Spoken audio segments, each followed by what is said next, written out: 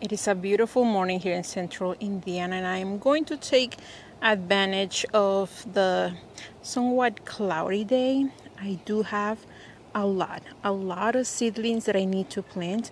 I have areas in my garden where the cut flowers are done, and I have a lot of things here. I have some celosia, some marigolds, I have some amaranth.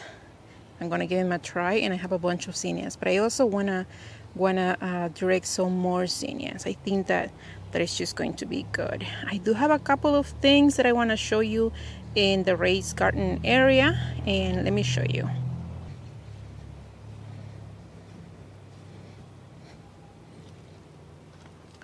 The yarrow that I have here, I grew this from seed, and I have been already harvesting a couple of things. Look at these beautiful colors. I thought these were going to be the more bold colors, but I guess this is the pastel mix type of mix that I got here. Look at that, it's beautiful, and it's actually really tall. It's a good, I don't know, a good 24 or so inches. It's really beautiful. And the one that is definitely done is the Saponania. I wish that I had a lot of videos of Saponania when it was in bloom, because it was lovely. Saponania is definitely going to be one that I do that I repeat next season. I think that I'm gonna wait a little bit and transplant it a little bit later so that it blooms a little bit later in the season. Look at all that. I am sure that I can save all of those seeds, and I actually might. These are definitely these seed heads are definitely ready to be picked. So I'll definitely do that. I'll definitely save a bunch of these guys here. It is probably a little bit hard to tell from this video what's here, but I have all that yarrow, the Saponaria there, and the one that I have been also harvesting like crazy is Buplerium. Both Saponaria and Buplerium are new for me. Buplerium is definitely one that went way above my expectations. It is lovely, and I think, if I'm not wrong, I think that I might actually be able to still harvest at this point when it's done blooming. So I'm leaving those there for a minute. But the ones that I'm definitely, I don't know, I just cannot use them in bouquets to my liking, that is, are these Goldilocks. These are the Goldilocks Rudbeckias.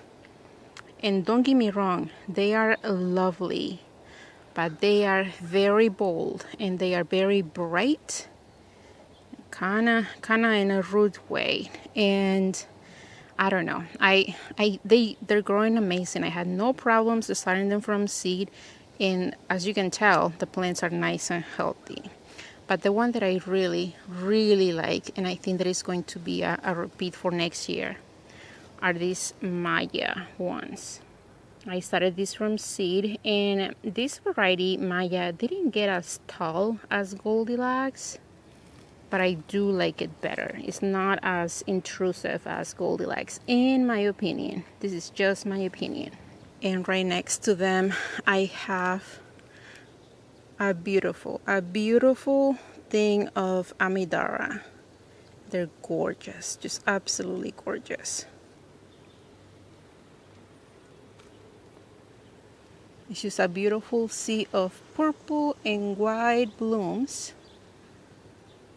Look at all that. And obviously the pollinators are crazy about them too.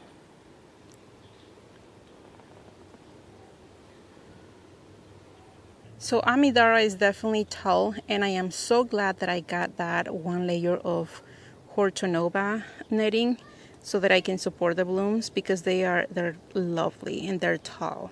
The one thing that I am struggling, and this is just a personal struggle, that I am trying to get the blooms at the right stage for cutting. I have been watching a lot of videos of people harvesting the flowers and, advising when the best time to cut Amidara is, and I have been trying, and it's kind of like a hit or miss for me. But regardless, I have plenty to choose from, and I just love all of those blooms.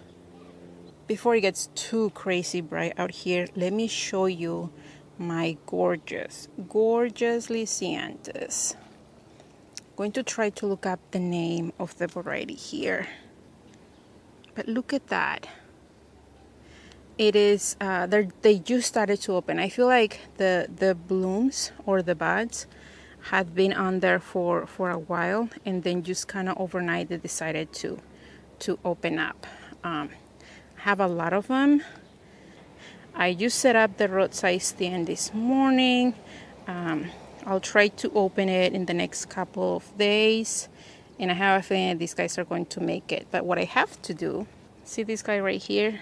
This is just one single stem, and I have like, I don't know, like 10 blooms or so.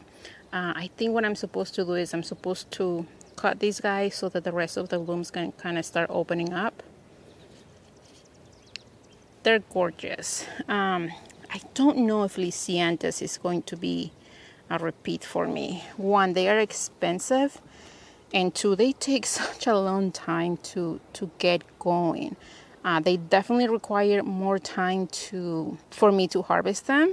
And honestly, I think that I'd rather do feverfew and straw flowers, or rudbeckias in that case. I don't know.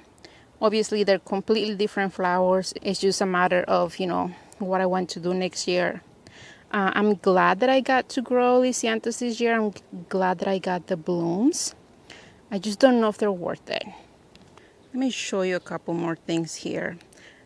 I have 2 beds full of dahlias, and I have lots of varieties. They're doing amazing. They're doing great. However, the one thing this year that I'm struggling with dahlias are earwigs. Those guys, I think that I have an infestation. I really think that I can call it an infestation, because the moment that the blooms show up, they're there eating the blooms and leaving all kind of nastiness. There's a bunch of them there. So I had been putting traps for them, like a homemade trap, which is basically half oil, half soy sauce in a very shallow container. And I have been getting a lot of those things. I'm also going to be adding this weekend, I order Sluggo Plus. So hopefully that helps with the problem. But I mean, I never, in the short time that I have grown dahlias, which is what, 4 or 5 years, never in my experience I dealt with these earwigs eating them.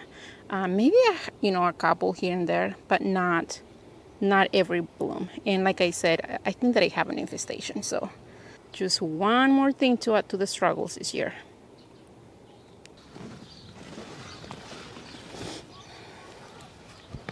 So I am going to pretty much save a bunch of these Saponania seeds. These are the pink variety, by the way.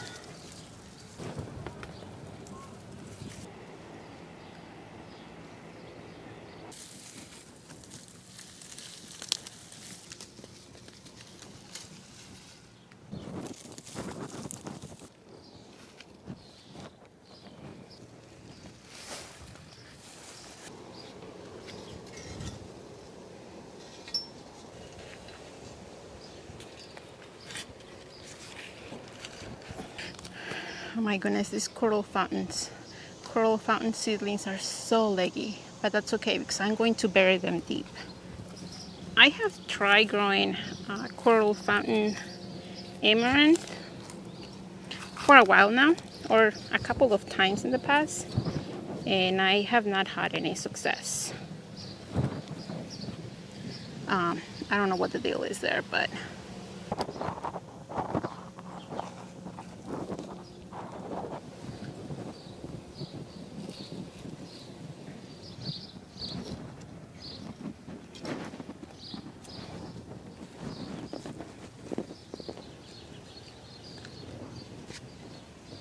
So I have all of the amaranth, coral fountain amaranth planted here. I have a total of 20 plants in this small space.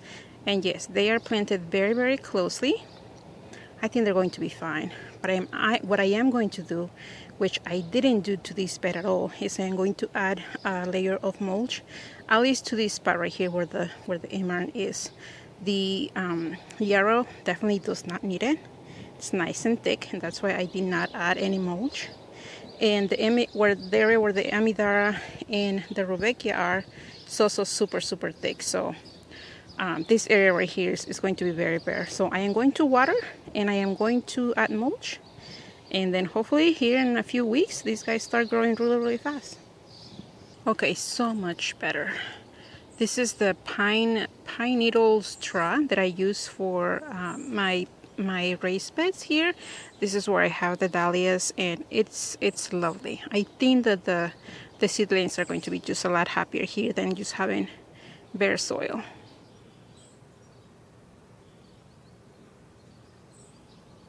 The sunshine is already out, and it's covering all the area over there where I have my raised beds. I am going to be done for at least this morning. I have the roadside stand happening right now. I see a couple people that stopped by. I think I might have a roadside stand video maybe before this video or afterwards, but if you're interested in that, check that out, and I will link to that video in the video description when I have it. Thank you for being here, you guys, and I will see you the next time.